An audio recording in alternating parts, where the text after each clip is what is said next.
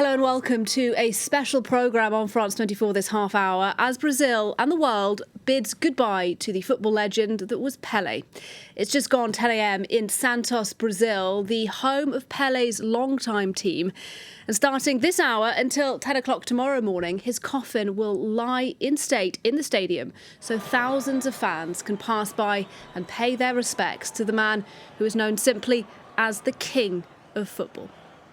Well, coming up in this half hour, plenty of analysis about his extraordinary career off the pitch and his rather interesting life, on the pitch and off the pitch, is what I was trying to say there. Joining me from Rio de Janeiro is our correspondent in Brazil and indeed all-round Pelé expert, Tim Vickery. Also joining me is sports journalist Ruben Slagter and France 24's Jean-Emile Jammine. Welcome to you all. And if I can, Tim, I'd like to start with you in Brazil. If you could just begin by walking us through the choreography of the next 24 hours, starting with what's happening right now in that Santos stadium in Brazil. Well, first, overnight, the coffin came down the hill from the metropolis of São Paulo to Santos, arriving around 4 a.m. And even at that time, there was a crowd of people there to welcome it. Just a few minutes ago, open coffin laid in the centre circle of the field in Santos.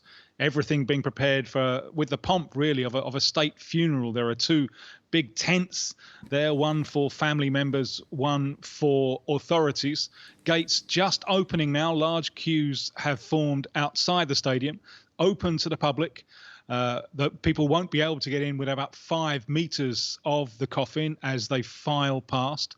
And he will be there for the next 24 hours. After that, tomorrow, there'll be a procession through the streets of Santos, which will go past the house where his mother is still alive at the age of 100, before moving on to a private ceremony for his family at his final resting place, which is a vertical cemetery. It's in the Guinness Book of Records as the highest vertical cemetery in the world. And Pelé will be on the 9th floor there with a view handpicked by himself overlooking that stadium at Santos. And one point perhaps to emphasize is this event is global. It's national and it's local. Global, of course, because Pelé is an icon all over the planet. National because he means so much to Brazil. It's the greatest diplomat that Brazil has ever produced. But also local because of the connection with Santos. He wasn't born here. He came to Santos at the age of 15, but he made it his home. And Santos is a city with a population of less than 500,000. So the fact that Pelé for so long helped Santos be probably the best football club in the world is something that in the city they take huge pride in. So there's a huge local aspect to this quasi-state funeral, which is taking place over the next couple of days. Tim Vickery, for now, thanks very much indeed. And Pelé, of course, the only player in football history to have won 3 World Cups. And from a young age, he was one to watch, signing his first contract at the age of just 15. With a look back at his remarkable career, here's France 24's Emerald Maxwell. Nicknamed the King, Edson Arantes do Nascimento, known universally as Pelé, is widely regarded as the best player in the history of football. His immense technical ability and brilliant goals inspired generations of fans. Pelé began building his reputation at just 15, signing his first professional contract with his longtime Brazilian club, Santos. By the next year, he was already at the top of his game, becoming a world champion with Brazil in 1958. The international legend was born. 2 more World Cup victories would follow in 1962 and 1970. 3 titles which make Pelé the only player to win the World Cup 3 times. By then, the King was approaching the end of his career. In 1974, he announced his retirement at the age of 34. But a year later, he changed his mind after a tempting offer from the New York Cosmos. Several $1 million in exchange for popularizing the beautiful game among disinterested Americans. Between 1975 and 1977, he won the American Championship once and took part in many gala matches. Then, at the age of 37, Pelé retired from the game for good. Among the many records he holds, he is all-time top scorer, with 1,283 goals, including unofficial friendlies and tour games. He was picked by the International Olympic Committee as Athlete of the Century and by FIFA as Player of the Century, joint with Argentine Diego Maradona, the only player who, at the height of his career in the 1980s, came close to challenging Pelé's crown. After his retirement from sport, Pelé used his fame for good causes and was appointed ambassador for the UN and UNESCO. He also briefly went into politics, heading up the Brazilian Ministry of Sports from 1995 to 1998. Pelé also took part in sponsored tours, where in 2019 he'd meet France's Kylian Mbappé and proved that his appeal was as enduring as ever among the new generation. Football has given me so many opportunities to live my dreams, and even dreams that I thought were unattainable, like meeting Pelé. But with age, his football injuries caught up with him, his health problems increased, and public appearances became more difficult. I must thank God for my health and for the fact that I am still lucid at this age. From September 2021 onwards, he was in and out of hospital treating colon cancer. In a country where football is a religion, Kim Pelé's health was anxiously monitored. And with his death, Brazilian sport has lost its most celebrated icon. That was Emerald Maxwell with a look at the life of a man who is simply called King Pelé. And I want to bring in now the sports journalist Ruben Slagter, who joins me now via Skype. And Ruben, let's talk a bit about his legacy on the pitch, if we can. He's often called the world's greatest footballer. That's a big title. Do you think that's a fair description? Well, it's the eternal debate, isn't it? I mean, 3 weeks ago, Jean-Emile is sitting there. We were still discussing of now Lionel Messi, is it, after finally becoming world champion, he as well. It's a matter of taste. It's a matter of how you see the game. But what you can say about Pelé, at least, is that he made this game so much more global. Everybody knows Pelé, and the good thing about Pelé, I think, is also that everybody likes Pelé. He was such a likable person on and off the pitch, and then afterwards, you just look at the statistics. He won 3 times the World Cup, although in '62 he only played 2 matches, but still he was there. All those goals for Santos.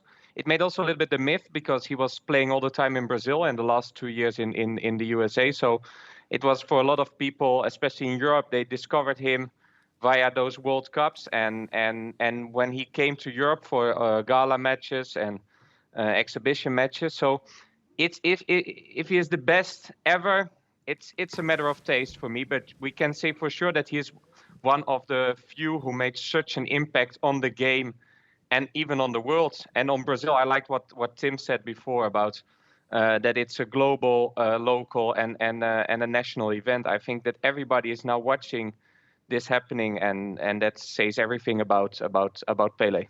And we're looking at those live images now of people queuing to go into Santos Stadium to pay their personal final respects to Pelé. And Jean-Emile, I mean, on his football legacy, obviously we've just had a World Cup. You and Ruben talking there about Messi as this fantastic footballer.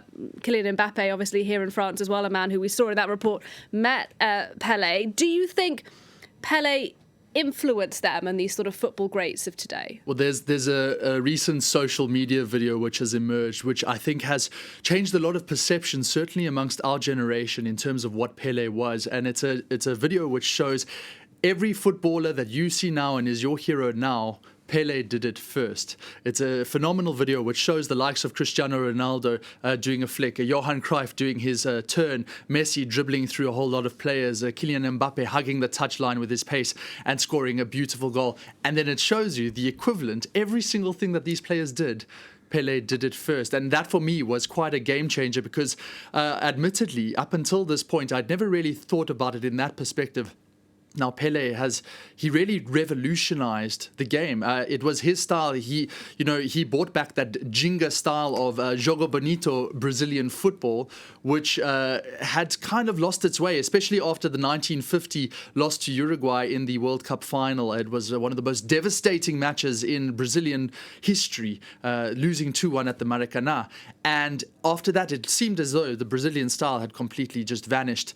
Pele brought it back, and that flair, that absolute willingness to just try the spectacular on the field, he pioneered it. And you might say, yes, Messi has now taken the mantle as possibly the best ever because he's won that World Cup.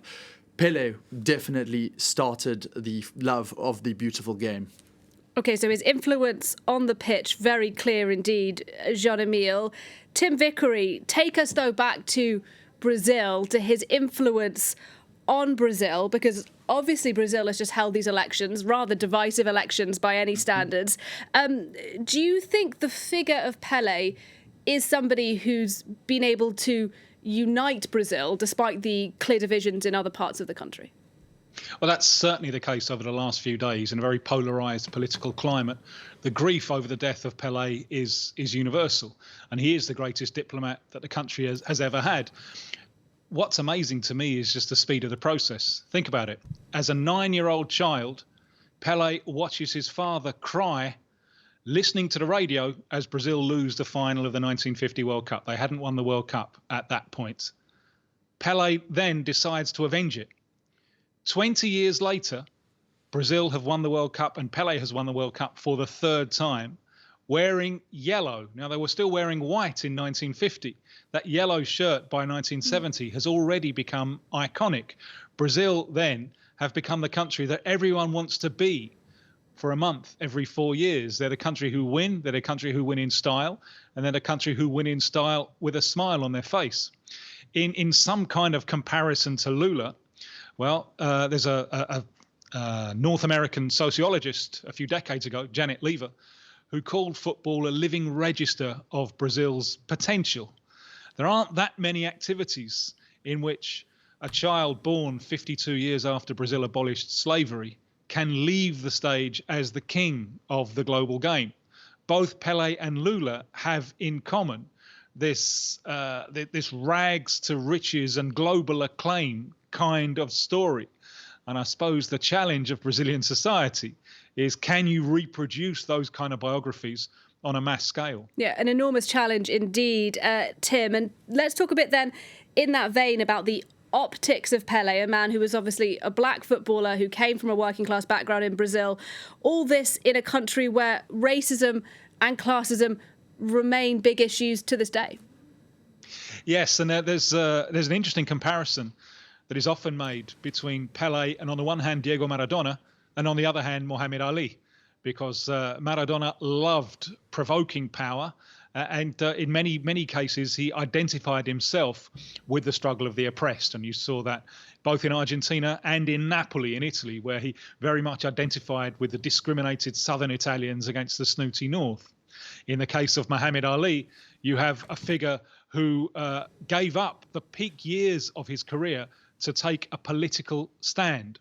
You don't find that in Pelé. And I think part of the backlash, the foolish backlash against Pelé as a player that we've seen recently, has come because the younger generation have identified more with Maradona's rebel stance than with Pelé, who was seen, I think, by the younger generation as more of a corporate figure in a suit and didn't do a great deal to challenge power. Sometimes I think on this issue we expect too much from our sporting idols. And the comparison with Ali is so interesting because they're such different countries in racial terms. And Brazil imported millions more enslaved people than the United States. And in the United States, there's always a clear line of who is black and who isn't. White society decided it would be that way.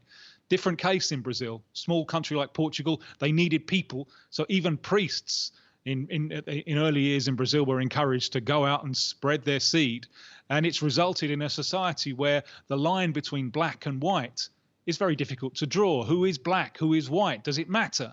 So where Ali had a movement that he could turn to for education, for backup, Pelé had nothing like this. So to judge him by those standards is a little bit harsh. But there are criticisms levelled against him that he didn't do enough. Pelé himself, when he was sports minister in the mid-90s, he dropped that hint as well. He at that time, he introduced freedom of contract for Brazilian footballers. And he said then, a recognition that when he was at the peak of his powers as a player in the late 60s and early 70s, maybe he could have done more for his fellow professionals. So that was an interesting dynamic going on inside Pelé. But as I say, sometimes I think we expect too much from our sporting idols. And I wonder, Ruben, listening to that, what you make of that argument, because I know that Pelé has been criticised in the past for not talking overtly about racism, for example, but I wonder what you make of the perspective of Tim Vickery there, that actually, you know, in his own way, Pelé did a lot. He was always a campaigner for the most deprived in Brazil, for example. Are we asking too much of our football stars? They're footballers after all, aren't they? They're not politicians.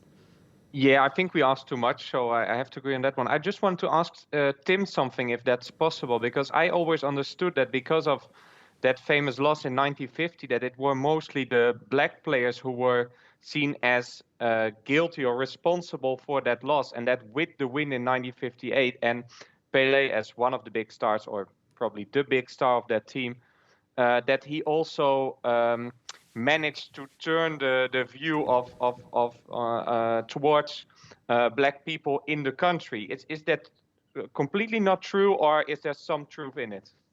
There is some truth in it. There have been two moments when the black Brazilian has been really included in the imaginary ideal of the nation. One was in the 30s, when samba became the national soundtrack, and the other is late 60s, early 70s, with Pelé leading that Mexico 70 triumph, which is the first one seen on television live in Brazil and in many places around the world. And interestingly, these two moments, the 30s and late 60s, early 70s, are the moments when Brazil had its most authoritarian governments. Now, this is a debate that rages in Brazil. This idea, this imaginary idea of a racial democracy, is this positive or is it negative?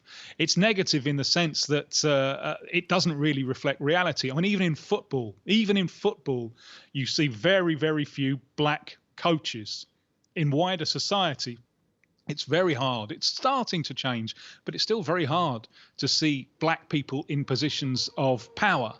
The legacy of enslavement is something which really very little has been done. The former slaves are still at the bottom of the pile, with a huge lack of public investment in education, in things that could change that. So on the one hand, that racial democracy idea is a myth, but on the other, I think there's probably something positive in the inclusion in the imaginary sense of the nation, that black Brazilians have an important place there. It's a complex debate, and it's one that I don't think is easy to resolve. And for me, the key point is what Pelé did by example. And this is, to my mind, a tribute to the democratic nature of football itself. It's a game, you don't need money, you don't need sophisticated equipment, it's open to all shapes and sizes. So the fact that someone born 52 years after the abolition of slavery can leave the stage as the undisputed king of the global game, I think has a huge power of example. And it's up to Brazilian society to open the pathways through education for that example to be duplicated in other areas of human life. Indeed, Tim, and let me bring Jean-Emile Jammine in on that question, broaden this out a little bit. But I wonder, Jean-Emile, whether you think that his sort of overt silence when it came to politics, when it came to issues of race, was that what allowed him to sort of transcend those divisions in society that Tim Vickery is talking about? Was his silence part of the reason why he was so loved? Oh, you'll have to ask each and every individual Brazilian, I'm sure, and person across the world for their own opinion on that. I mean, he was, by his silence, criticized very much upon receiving that 1970 World Cup when he went back to Brazil, and it was Emilio Garastuja Medici who handed him that trophy. He was one of the most ruthless dictators at the time. And basically, people pointed to that and said, you know, when you're silent on issues like that, you actually end up showing your politics. But then at the same time, he has never really aligned himself to any kind of political movement. Of course, he was the sports minister, as both Tim and Ruben mentioned, in 1995 under a centre-right government, but then also branded himself as a socialist. It's never really clear. And ultimately, when you do align yourself with a political movement, you are bound to get any kind of reaction either way. It's a no-win situation, really, because you are at the forefront of having a voice. You are basically the first massive icon of sports in terms of Pele. He was the first millionaire footballer upon joining New York Cosmos, and that basically elevated him to the top. So anything that he said, anything that he did, he had to lead by a certain kind of example. Could he have done it in any other way to have the kind of reputation that he did? I would say probably not. Indeed, and he was almost a brand, wasn't he, in his own right? Somebody who doesn't follow football very closely, nonetheless, had probably heard the name Pele. Maybe I can get just briefly all of your views on that. Pele as a brand. Ruben, let's start with you. What did you make of his brand, his image on the world stage beyond beyond football? I'm sorry. He transformed the game also in that kind of way. I'm a Dutchman, and we have Johan Cruyff, and he followed, in fact, Pele with it, because he was, and also when he was a politician, he was also really connected and thinking about the game and about the well-being of players on all different levels. And he well understood, and people around him as well, I think, how important his image was and how he could use it. So everybody knew Pele from whatever. He was in a lot of commercial deals, but also, and from what I've understood, I never met him, but from what I've understood, always really professional around all those things, because we can say a lot about Diego Maradona, but let's say that when outside of the pitch, it was not always the most reliable person. So he transformed the whole Pele imperium. Everybody knew Pele at some point. He had the first big deals with Puma for his shoes as well. So that's where he was also he was a true trailblazer for the game. Tim Vickery, what do you make of brand Pele? The drive that made Pele such a fantastic player is in large part the result of economic insecurity and the fear of economic insecurity. His mother was dead set against him being a footballer, insecure profession. You could end up on the scrap heap tomorrow. And he always had that voice in him.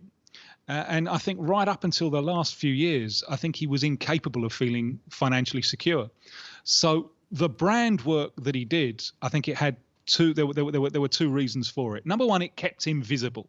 And that was very important. He was a guardian of his own prestige. He was fiercely protective of his own place as the greatest player ever to play the game. He didn't like it when people were placed on a similar level. But also, it was a source of money. And he did it with such consummate professionalism. He was the Pele of public relations as well. But he's driven by that fear of financial destitution, the trauma of childhood poverty, that I think right until the end, I think was very hard for him to switch off. And just to go back briefly to the politics, and Pele himself argued that not being involved directly in politics was one of his great strengths. He was compared to a number of idols from the 1960s, the Beatles, the Stones, Che Guevara, Martin Luther King, Muhammad Ali, and he declared himself superior to them all. Superior to Martin Luther King and Ali because they got involved in politics and he didn't. So his message was restricted to sport and therefore was only positive. Also, it doesn't offend anyone, does it? You don't create any enemies that way, and that you maximize your return on your brand potential. Every right to do so. He worked so hard to build up that legacy. He had every right to make a living from it in the second half of his life. Tim Vickery, thanks very much indeed for your analysis. And if you are just joining us here on France 24, a reminder of these live images we're looking at for you today. This is Santos, Brazil, the first hour of Pele's public lying in state at the stadium where he played for many years of his life. Jean-Emile Jammine, looking at those images with me, I mean, what do you make of these rather powerful, remarkable scenes on the screen? Well, you actually just see coming into picture right now, that's Marcia Ayoki, his latest, the third of his wives, but the wife basically he married in 2016. He had 7 children, known also for his infidelity, it must be said. He had even some disputes with, it was Sandra Nascimento who actually even asked to get a DNA test with the courts to prove that Pele was her father when he had an external marital relationship back in the 60s and 70s. So it was a complex life that he led. Nonetheless, you can see his impact on so many people. We've seen tears, we've seen the emotions similar to what we saw with Diego Maradona. And I do imagine that you're just going to see thousands upon thousands of people descend upon Santos. And it just kind of shows once again what impact he had on the city. As Tim mentioned, it's a very small city in Brazilian terms, several kilometers south of Sao Paulo. And it completely revolutionized the entire region, and then ultimately going through to Brazil when he was a star for that club locally and then for the national team. It's obviously transcended decades, and like the famous artist, it was, in fact, if I can remember, a famous artist once said that Pele will have not just 15 minutes of fame, but 15 centuries. That was a phenomenal statement because it just encapsulates what Pele was all about. Indeed, and I wonder whether we can perhaps give some final thoughts now to Ruben Slagter. We've got about a minute left, and we've been talking about Pele on and off the pitch. Just give us your final thoughts, the legacy of Pele as we look at these images. We'll always be talking about him as the king of football, first of all. Also for a lot of people, I think, who made us discover the Brazilian football altogether. And just, we've said someone who was liked everywhere for his, for how he just, his whole being was just, it was such a phenomenal player. Like Jean-Emile said it, Pele did it all first. He was the trailblazer of football, and we've all enjoyed it. And I think everybody is now also paying him all the tribute he deserves, because it's when you're a football lover, you like Pele. There's no other option, I think. And Tim Vickery, if you're still with us, perhaps I can give a final couple of seconds to you. You're in Rio de Janeiro. Just tell us what the atmosphere is like there right now. Well, I think I'm not alone in this. I feel that a part of my inner child has just died. It's almost inconceivable to wake up and think that Pele's no longer with us. Not flawless, but what a life, what a legacy. Thank you very much, Edson Orantes do Nascimento, Pele. I think that is the moment to leave this programme. Thanks very much indeed, Tim Vickery, for us there, Ruben Slagter and Jean-Emile Jammine. Thanks to all three of you. Thanks to you for watching this special programme on France 24. Much more still to come, including, of course, more coverage of Pele's funeral. But bye for now.